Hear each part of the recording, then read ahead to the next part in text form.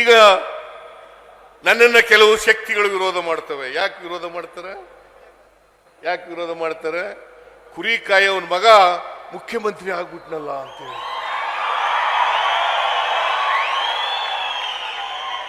ಕುರಿ ಕಾಯವನ್ ಮಗ ಮುಖ್ಯಮಂತ್ರಿ ಆಗ್ಬಿಟ್ನಲ್ಲ ಅಂತ ಹೇಳಿ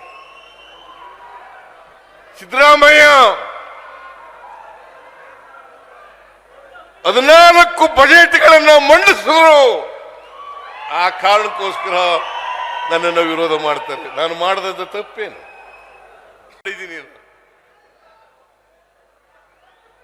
ಎಲ್ಲ ಜಾತಿಯ ಬಡವರಿಗೆ ನ್ಯಾಯ ಕೊಡ್ತಕ್ಕಂಥ ನಿರ್ಣಯವನ್ನು ಮಾಡಿದ್ದು ತಪ್ಪ?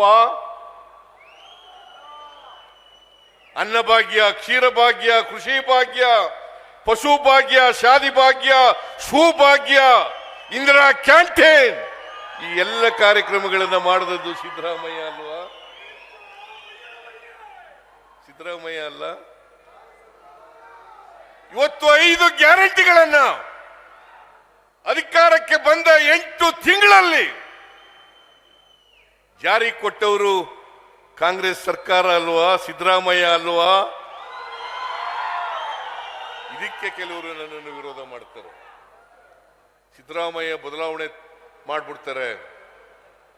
ಮಹಿಳೆಯರಿಗೆ ಆರ್ಥಿಕ ಸಾಮಾಜಿಕ ಶಕ್ತಿಯನ್ನು ಕೊಡ್ತಾರೆ, ಬಡವರಿಗೆ ಆರ್ಥಿಕ ಸಾಮಾಜಿಕ ಶಕ್ತಿಯನ್ನು ಕೊಡ್ತಾರೆ, ಹಿಂದುಳಿದವರಿಗೆ ಸಾಮಾಜಿಕ ಆರ್ಥಿಕ ಶಕ್ತಿಯನ್ನು ಕೊಡ್ತಾರೆ, ದಲಿತರಿಗೆ ಕೊಡ್ತಾರೆ, ಅಲ್ಪಸಂಖ್ಯಾತರಿಗೆ ಕೊಡ್ತಾರೆ.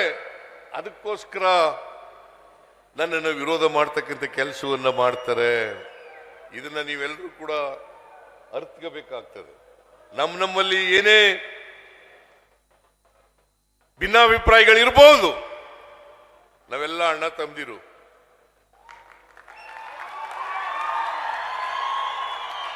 ನಾವೆಲ್ಲರೂ ಕೂಡ ಸಮಾನ ದುಃಖಿಗಳು. ಯಾರು ಸುಖವನ್ನ ಅನುಭವಿಸ್ತಾ ಇದ್ದಾರೆ ಅವರು ಸುಖಿಗಳು. ಆ ಸುಖಿಗಳು ಇವತ್ತು ನಮಗೆ ಅವಕಾಶ ಸಿಗ್ತಾ ಇಲ್ಲ.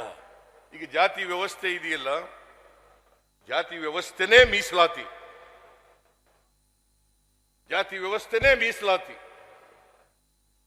ಕೆಲವು ಜನರಿಗೆ ಓದಲಿಕ್ಕೆ ಅವಕಾಶ, ಸಂಪತ್ತನ್ನು ಗಳಿಸಲಿಕ್ಕೆ ಅವಕಾಶ, ಉದ್ಯಮಿಗಳಾಗಲಿಕ್ಕೆ ಅವಕಾಶ, ಡಾಕ್ಟರ್ಗಳಾಗಲಿಕ್ಕೆ ಅವಕಾಶ, ಇಂಜಿನಿಯರ್ಗಳಾಗಲಿಕ್ಕೆ ಅವಕಾಶ, ವಿಜ್ಞಾನಿಗಳಾಗಲಿಕ್ಕೆ ಅವಕಾಶ.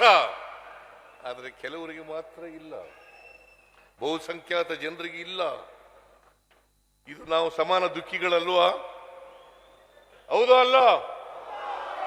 ನಾವು ಸಮಾನ ದುಃಖಿಗಳಲ್ಲ? ಯಾರು ಅವಕಾಶಗಳನ್ನು ಪಡ್ಕೊಂಡ್ರು ಜಾತಿ ವ್ಯವಸ್ಥೆಯ ಕಾರಣಕ್ಕೋಸ್ಕರ ಅವರೆಲ್ಲ ಸುಖಿಗಳಾದರು.